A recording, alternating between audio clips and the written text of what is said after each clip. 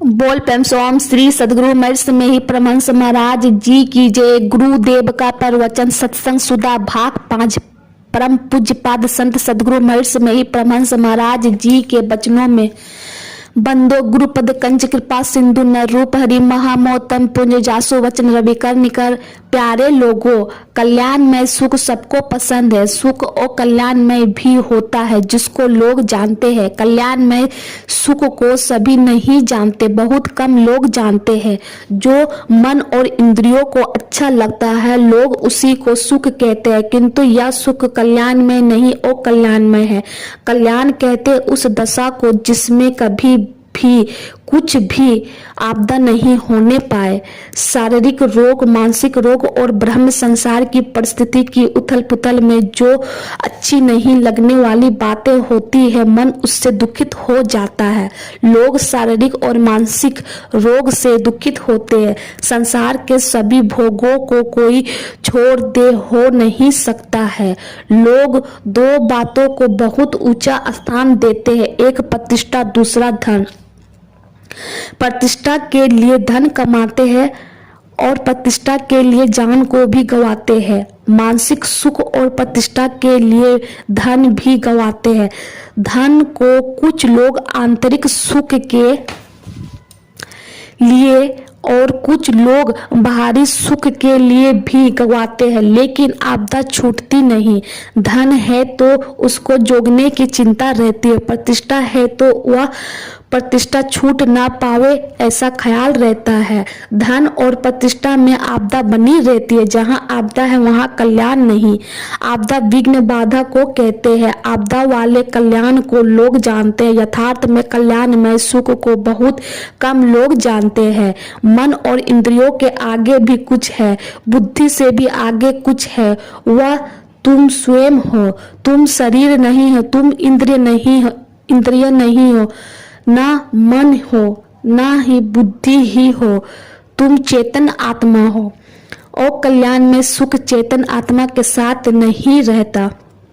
चेतन आत्मा का पद ऐसा है कि जिस पद के परे और कोई पद नहीं, उस पद से गिरना नहीं होता। उस पद पर पहुंचना दूसरे की निंदा करने से नहीं होता। जैसे कि आजकल के लोग मिनिस्ट्री में जाने व मुखिया आदि बनने में करते हैं, वहां तो जिमी हरि शरण न एकहु बाधा। इस पद को पाने के लिए पैसे खर्च करने की जरूरत नहीं होती, केवल भजन करने की जरूरत होती है। उस पद पर जाने के लिए किसी सवारी की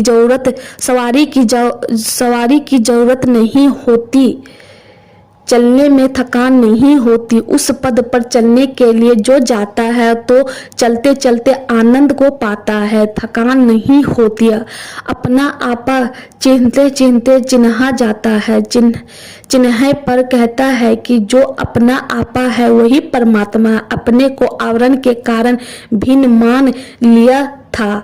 जीव तत्व दशा के कारण आवरण था, अब आवरण मिट गया तो अपना और ईश्वर का भेद मिट गया।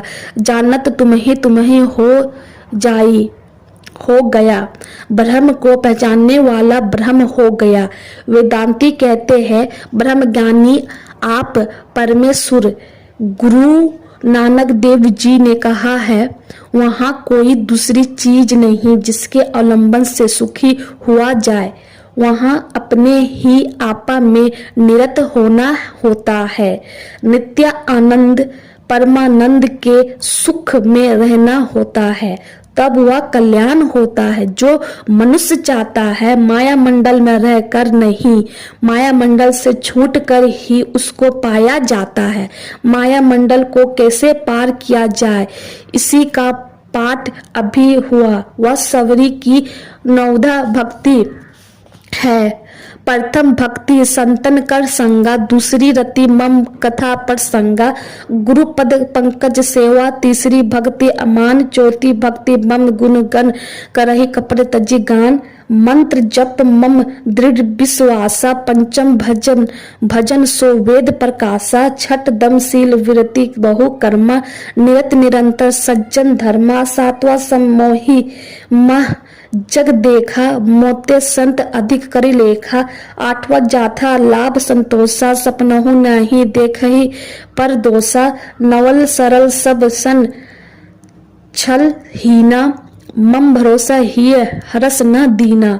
सौरी के एक जन्म की कथा है कि वह खिकरनी थी, दूसरे जन्म में वह राजा की रानी हुई और तीसरे जन्म में वह सवरी हुई। जैसे मकान की नींव होती है उसी तरह भक्ति की नींव सत्संग है। इसमें साधु संत लोग अपनी तरह की वार्ता चलाते हैं। वे ब्रह्म माया जीव परमात्मा बंध मोक्ष आदि की वार्ता चलाते हैं, धन प्रतिष्ठा की नहीं। सुकर्म कुकर्म तया जय कर्म ग्राह कर्म का वर्णन करते हैं, ब्रह्म के निर्गुण स्वरूप की वार्ता करते हैं। सत्संग से कल्याण और अकल्याण का ज्ञान होता है। ईश्वर भजन का प्रेरणा मिलता है। मन लगाकर सुनने से प्रेरणा मिलती है, मन लगाकर नहीं सुनने से प्रेरणा नहीं मिलती। गोस्वामी तुलसीदास जी कहते हैं कि साधु संग में जाकर भी मन कुछ से कुछ सोचे तो लाभ नहीं होगा। इसलिए मन एकाग्र करके कथा सुनो। प्रथम भक्ति संतों का संग करो, दूसरी भक्ति कथा प्रसंग मन लगाकर सुनो। मन लगाकर सुनो तो काम हुआ, नहीं तो नहीं हुआ। लेकिन जो साधु के संग में नहीं जाता उससे वह अच्छा है जो साधु संग में जाता है। कम से कम कभी कभी तो वह सुनेगा। असल में मन लगाना सार है। कथा प्रसंग में मन लगता है तो कुछ करने की इच्छा होती है, तब शिक्षा और दीक्षा की जरूरत होती है। उसको गुरु की आवश्यकता जान पड़ती है। खोजते खोजते कहीं न कहीं मन के लायक श्रद्धा स्पद मिल जाते हैं तो वह गुरु धारण करता है और मान रहित होकर गुरु की सेवा करता है। यह तीसरी भक्ति है। गुरु सेवा से ज्ञान होता है, सेवाहीन ज्ञानहीन होता है। सेवाहीन होने से रंगने के स्थान पर भी नहीं रंगोगे, सेवा से रंगोगे। इसलिए गुरु की सेवा करो। पहले से भी यह बात है कि प्रतिमा पूजा बहुत जोरों से है। प्रतिमा पूजन में अपने इष्ट का भाव उस प्रतिमा में रखते हैं। नवदा भक्ति में प्रतिमा पूजा का लेस मात्र भी संकेत नहीं है। संतों का संग और गुरु की सेवा करने को कहा। भगवान राम ने कहा, मोते संत अधिक करी लेखा। संत में ही कोई गुरु होते हैं। संत गृहस्थ वेश में भी हो सकते हैं और विरक्त वेश में भी। पहले भी ऐसे हुआ है और आज भी संसार खाली नहीं है। वेश या रूप रंग से कोई संत नहीं होता। आचरण से, सद्व्यवहार से, सुशीलता से संत पहचाने जाते हैं। संतों और गुरु की यह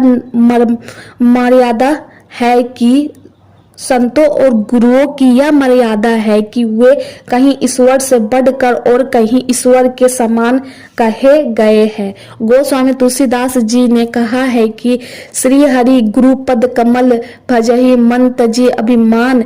जेहि सेवत पाहि हरि सुख निधान भगवान। यह संतोषित है। संत लोग ऐसा कहते हैं, गुरु पार ब्रह्म सदा नमस्कारहु। गुरु नानक देव जी ने कहा है कि गुरु की सेवा कह दी गई, यह प्रतिमा पूजन हुआ।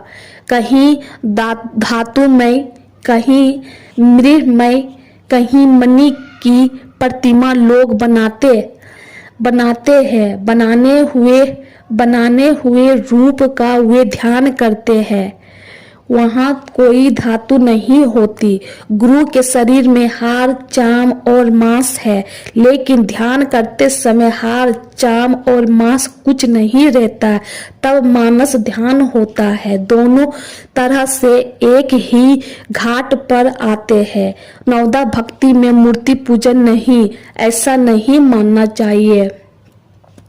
संथाल परगना में एक आदमी मुझसे पूछने आया कि आप मूर्ति पूजन मानते हैं व नहीं।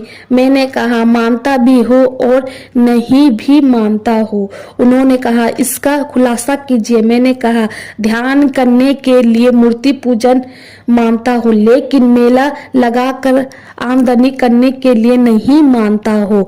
आजकल तमाम यही होता है कि मूर्ति बनाकर मेला लगाओ और आमदनी करो। मूर्ति पूजन किस लिए है? केवल मूर्ति पूजन ही करते नहीं रह जाओ।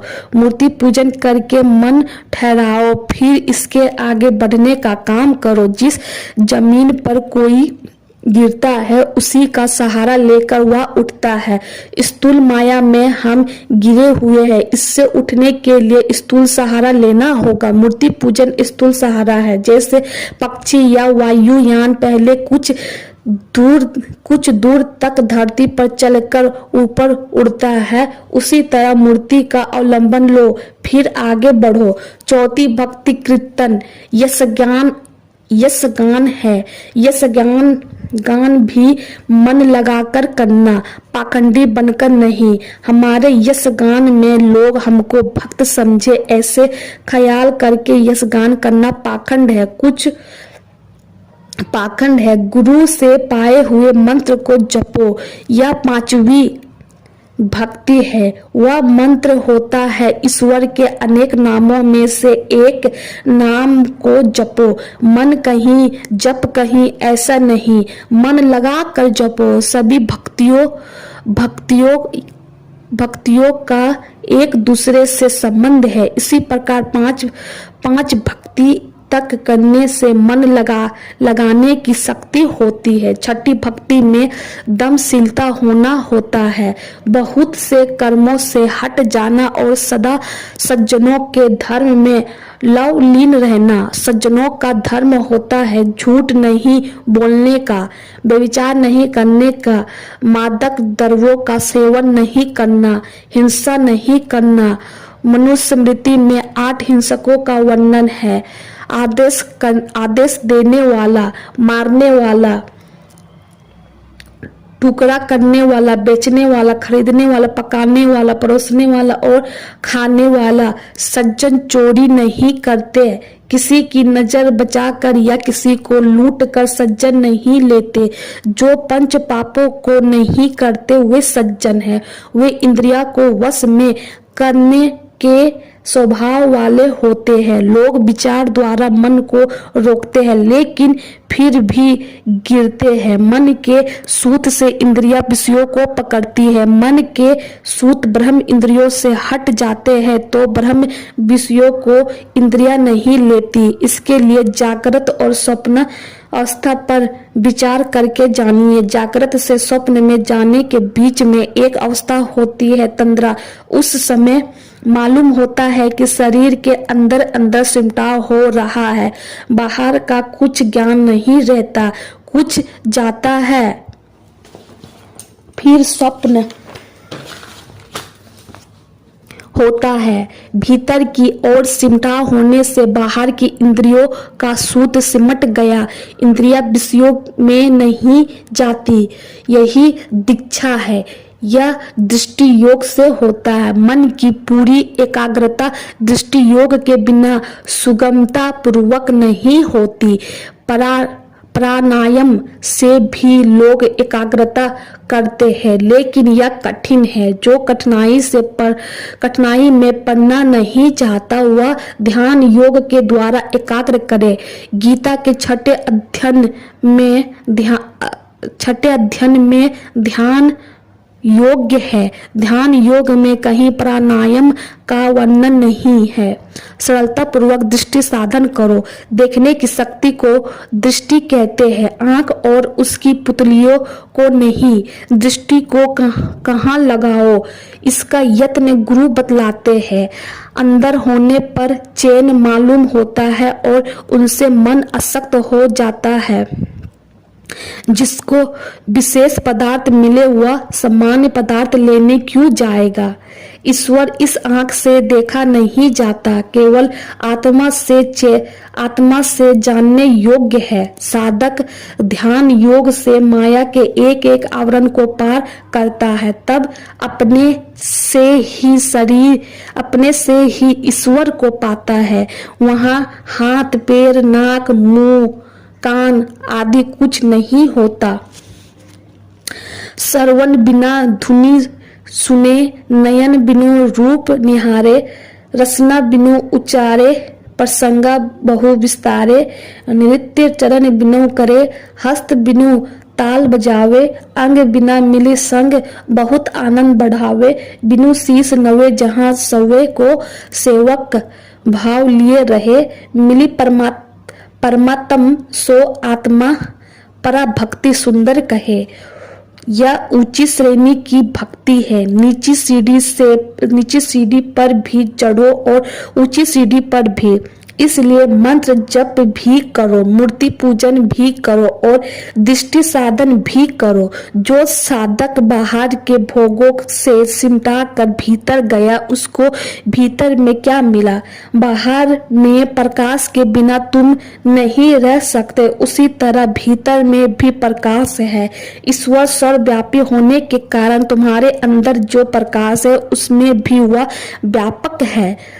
उस प्रकाश को जो पाता है उसको बड़ा रस मिलता है। जो इस सूक्ष्म बातों को नहीं जानता वह कहता है कि यह तो योग्य है, लेकिन यह समझो कि बिना योग के भक्ति नहीं होती और बिना भक्ति के योग नहीं होता। योग शास्त्र में सम दम का बहुत महत्व है। दम के साथ भी मनोनिग्रह होता है। दृष्टि योग में सूक्ष्म माया है। इसको गोस्वामी तुलसीदास जी ने इस तरह लिखा है, रिद्धि सिद्धि परहि बहु भाई, बुद्धि लोभ दिखावी जाई, होय बुद्धि सो परम सयानी, तिन्ह तन चित्त न अनहित जानी। इसके बाद सात्विक भक्ति सम का साधन है। यह सम नादानुसाधन से होता है। संसार में कोई स्थान बिना शब्द के नहीं होते। बाहर संसार में तमाम रगर है। वायु संचार में रगर है, सूर्य किरणों में रगर है। रगर से ध्वनि होती है। भारी ठेस से भारी आवाज होती है। बिना कंपन के कोई स्थान खाली नहीं है। सारा स्थान कंपनमय है। कंप में ध्वनि है। जो अंत ध्वनि का साधन करते हैं वह नाम भजन करते हैं। यही ईश्वर का असली नाम है। इसी से पूर्ण मनोनिग्रह होता है। नाद दृश्योलय यानी शिव जी ने मनोलय के 1.25 लाख साधनों में नादानुसाधन को श्रेष्ठ बतलाया है। सम से सम होता है। समता में ही स्थित प्रज्ञ होता है। समता समाधि साधन से होती है। लोग इसलिए गिर जाते हैं कि केवल कर्म योग करते हैं, ध्यान योग नहीं। सम के साधन में नाद अनुसाधन को अवश्य लेना चाहिए, तभी अपनी आत्मा के समान दूसरे को देखोगे। 8वीं और 9वीं भक्ति में यथा लाभ संतोष सरलता छलहीनता आदि सद्गुण आ जाएंगे।